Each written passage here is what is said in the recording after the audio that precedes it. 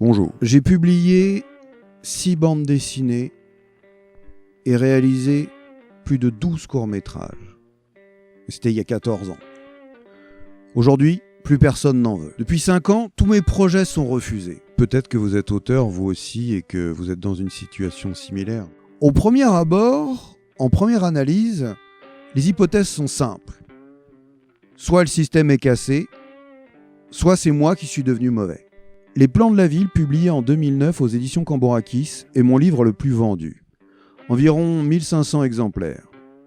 Les Locataires, ma série animée la plus aboutie, fait au mieux 8000 vues sur YouTube et a été diffusée sur la TNT en 2017. Le couronnement d'un projet porté à bout de bras pendant 5 ans. Donc non, je n'ai jamais réussi. Mais à l'époque, ça passait. J'étais publié. Aujourd'hui, même ça, c'est plus possible. La conclusion logique, c'est que mon niveau a baissé, ou que j'ai toujours fait de la grosse merde, mais à l'époque, le marché en avait besoin. On publiait de la merde, ça se vendait mal, mais on prenait une part du marché, quitte à y mettre n'importe quoi. C'est possible, hein. Peu importe d'ailleurs, parce que pour exister, aujourd'hui, ça n'a plus aucune importance d'être bon ou pas. Il faut être un influenceur vendable en une phrase. Et pour vous et moi, nous ne sommes probablement pas ça. En 2012, j'ai quitté l'édition pour faire de l'animation, et quand je suis revenu à l'édition, 5 ans plus tard, plus personne ne me calculait. J'ai maintenant 3 livres en rade, refusés par plus de 100 éditeurs chacun.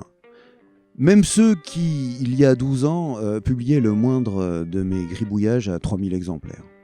Après 2017, j'ai tenté de me recycler dans des boulots alimentaires.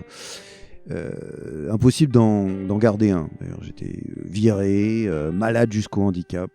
Force est de constater qu'une vie dédiée à m'exprimer par l'art, même si apparemment je suis très mauvais, c'est tout ce que je sais faire.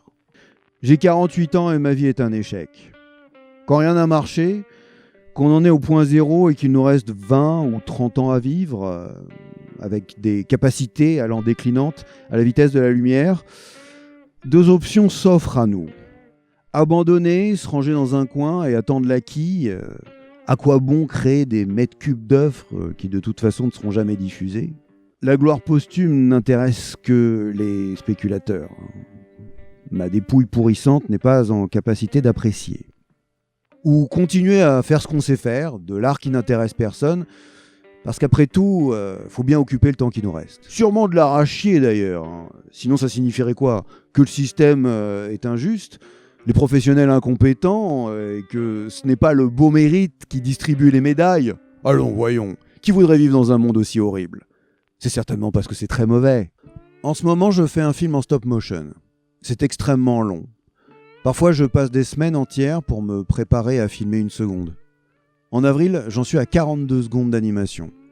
Ça fait 6 mois que je travaille dessus en ce moment. Je ne sais même pas si quelqu'un le verra un jour. Mais j'ai toujours voulu faire un film en stop motion, alors pourquoi pas? Comme ça échouera à trouver son public, parce que ce sera très mal diffusé, il va falloir trouver son plaisir dans le processus de fabrication et la satisfaction du résultat qui se manifeste presque malgré nous dans la contemplation de chaque étape, du montage et de la post-production. Je dors mal, j'angoisse de ce temps qui passe trop lentement pour un travail qui en plus finira par rester dans un carton. Est-ce que ça a encore un sens de continuer à ce point-là? Je dois te dire, je suis pas du tout heureux de ma réponse, hein. C'est atrocement frustrant. Le moteur de ma créativité, c'est de montrer mon travail au monde. Et ça n'arrivera jamais. Mais je vais continuer ce film. Je vais documenter le processus, même si tout le monde s'en fout. Ça vous dit de me suivre ? Bienvenue dans ce groupe d'abonnés d'adrienfournier.com. Bien sûr, nous mettons des pouces sur sa vidéo, mais aussi des commentaires pour dire combien nous apprécions son travail.